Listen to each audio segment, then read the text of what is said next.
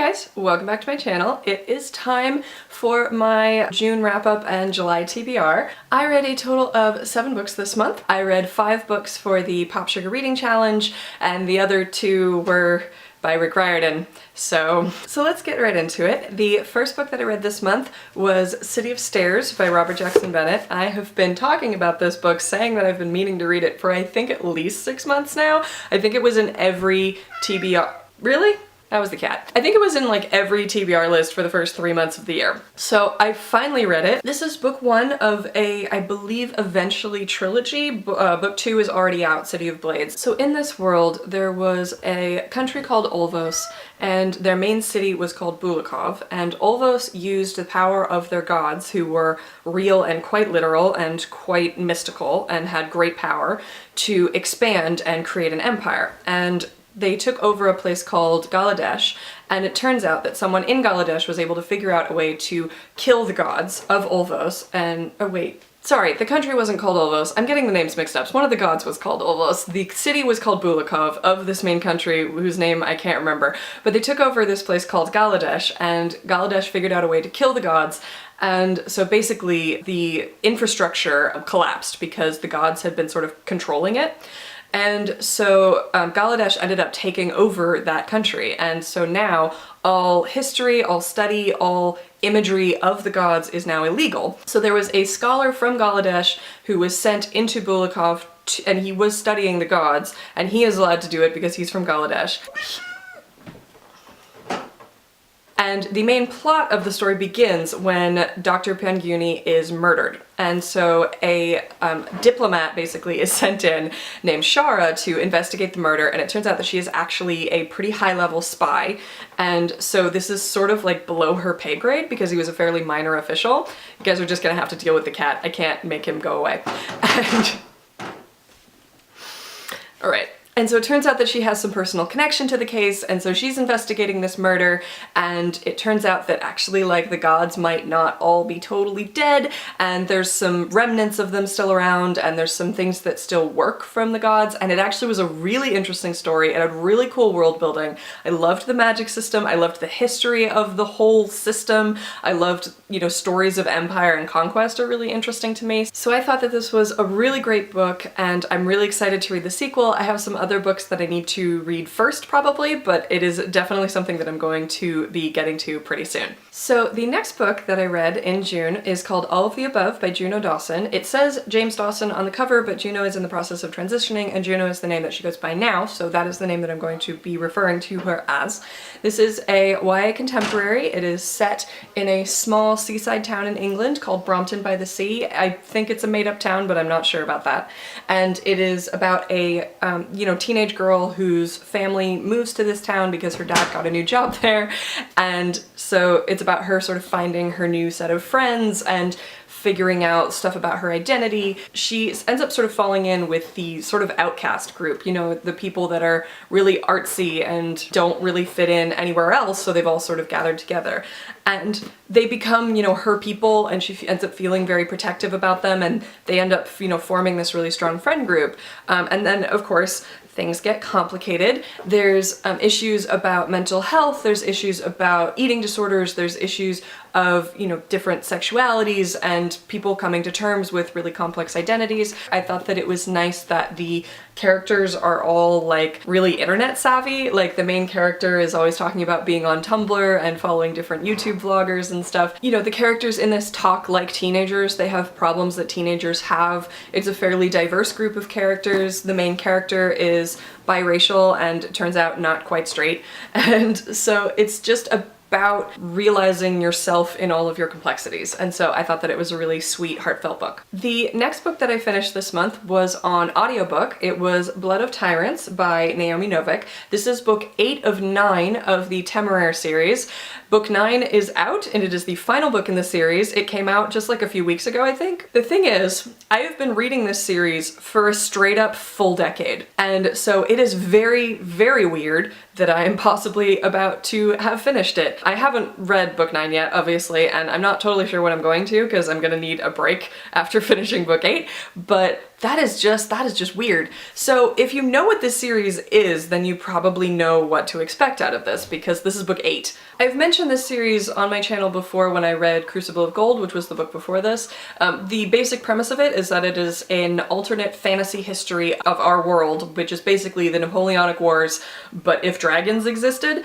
And so in the first book, it starts out where it seems very much like our world, just also there are dragons. And as the series progresses, we get more into the sort of alternate history aspects of it, the way that dragons have changed the way that different power struggles, you know, functioned and things like that. So that's actually my favorite part of this series, is the details of the world building and the details of all the different dragon breeds and the different skills that they have and the way that different countries and areas use dragons in different ways and have different relationships with dragons. That's kind of my favorite part about this series. And this book, book 8, did have some really cool things about that. These books often sometimes have a tendency to be a little bit dry because they are written in a more formal style, as if they were written in like the early 1800s, which sometimes I really enjoy and sometimes I find a little bit rough to get through. So these books do sometimes tend to drag in the middle, but I still really like them, and I'm definitely still going to read book 9. I am going to finish this series even if it is the death of me, because it has been a full decade and I've invested too much into this series to not finish it now. They're not perfect, is what I would say, but I personally really enjoy them because I enjoy the alternate history aspects and I enjoy all the different stuff about the different dragon breeds. So the next book that I read in June was H2O by Virginia Bergen. I mentioned this book back in my like intimidating TBR pile tag video, I think, where I was about halfway through it and I just hadn't managed to finish it yet. The reason I hadn't managed to finish it is because I really shouldn't be reading these kinds of books at night because they involve lots of people dying in really terrible ways. And nighttime is kind of my main reading time, so I just kind of hadn't read this for quite some time. The basic premise of it is that all of a sudden all water on Earth becomes deadly, unless it was like pre-bottled before this certain point. And so most people die immediately because basically it's like a hot summer day, everyone is out barbecuing, and then it starts to rain, and whoever it rains on, they die. And that's sort of like how this whole thing gets kicked off, and we watch it happen in real time. Like this is no flashback or anything like that. So our main character is a girl named Ruby. I believe she's 16 or 17, and she survives kind of by accident and kind of just by lucky chance, and then is just trying to make it to her dad, who is in London. She lives in a sort of small town in the countryside, I believe, and is just like hoping that her father is still alive because all communication has gone down. She can't actually reach him, but she's hoping that he's alive, and so she's trying to find a way to get to him. I think that this book did a lot of things really interestingly. It had a really interesting concept. It executed it in a way that was really realistic and had really thought a lot of things through. The reason that I'm not sure if I'm going to read the sequel is that, first of all, in the book, there is a lot of discussion of animal death and animal abandonment. So the thing that makes the water deadly to humans does not affect animals. They can drink it safely, but 97% of the population has died, so that means that there is a lot of abandoned pets, including pets that were locked up without food or water because their owners were gonna be back in like an hour. They didn't expect to suddenly die. And so there is a lot of animal death and animal abandonment. There is a lot of like parent death and child death in this book. It's just kind of heavy, and it's realistically dark, you know, in this world that she's set up. It's just, yeah, it was hard for me to read. Also, the main character has absolutely zero survival skills, and there's no real reason why she would have survival skills because she's a kind of spoiled 17-year-old who just her main concerns have always been, you know, her friends and trying to get through school even though she doesn't really like school, and, you know, makeup and fashion and that kind of thing. There's no reason why she would know how to start a fire or whatever, but it was to the point where I genuinely didn't understand how she was still alive. And again, it's not like she should have had a bunch of survival skills, you know, teenager living in a very like privileged first world country, why would she? But it just got kind of frustrating, and she was pretty self-absorbed, but again, she's a 17-year-old who just watched her entire family die. Like, she's not in like the clearest of headspaces. She tends to have kind of some emotional breakdowns, which again, I totally understand. It just was kind of frustrating to read because I was sitting there being like, no, don't just grab like the sparkly eyeshadow when you're raiding the shops. Grab things that would actually help you survive. Don't grab sparkly eyeshadow. But you know, whatever. So I think the book was well written. She has a very, you know, candid, honest narration technique. And I think that the concept was really good. It was executed really well. I might end up reading the sequel, I'm not sure, but I just don't know that it was the book like for me. So the next book that I read in June was The Star-Touched Queen by Roshani Chokshi. This is a book that I've mentioned a couple times, so this is probably not a huge surprise. It is a Persephone myth mixed with Indian folklore, was how it was pitched to me. And as soon as I heard that, I was like, hey, I'm in. Because I love Persephone myths, and I don't actually know that much about Indian folklore, so I was totally on board to read this. I would say I don't think this book is perfect. I believe it is the author's first novel, and so you can tell it's a little bit rough. The pacing is a little weird, but there were things that I really liked about it. I loved the folklore aspects of it. I really enjoyed there was a lushness to the author's writing that was really captivating and I really liked. And then the plot just didn't do a whole lot for a while. Like, this is what I'm saying about the pacing. Like, it's very slow until about 2/3 of the way through, and then suddenly it got really good. So I still really enjoyed this book, and if the author writes more, I'm definitely gonna check them out because I think that there's a lot of potential there. The main character, Maya, is the daughter of the king, the Raja, I guess, and she's one of many daughters, and she has this horoscope that says that her marriage will result in death and destruction, something like that, or her marriage is tied to death and destruction. I can't remember, it's something like that. And so basically she has been kind of shunned from her family group, I guess. Also her mother died giving birth to her, so she has mostly been kind of left to her own devices as she has been growing up, and also she has been sort of under the impression that she is not going to get married. This all ends up changing when her father ends up telling her that she is going to be married off to a potential political ally because they are engaged in this long-standing war. Obviously this goes super well, and there is a big battle and she ends up going off with her new husband, and it turns out that her husband might not like be totally human. And so a lot of the book is actually just kind of her wandering around her husband's house, and that stuff was really atmospheric and cool. There's like really cool like glass gardens and stuff. There's the descriptions of these is all really interesting. But just not a ton happens until about 2/3 of the way through the book when there's destruction, basically, and then she has to figure out what she's gonna do next. And that was the part where I really figured out that that was sort of like what the thrust of the book was gonna be, and that was the part where I started to get really invested. I kind of wish that had come a little bit earlier, because like I said, it was about 2/3 of the way through the book. That's a pretty long time, but I still really enjoyed the atmosphere of what had come before, and so I was enjoying it in a sort of low-key way.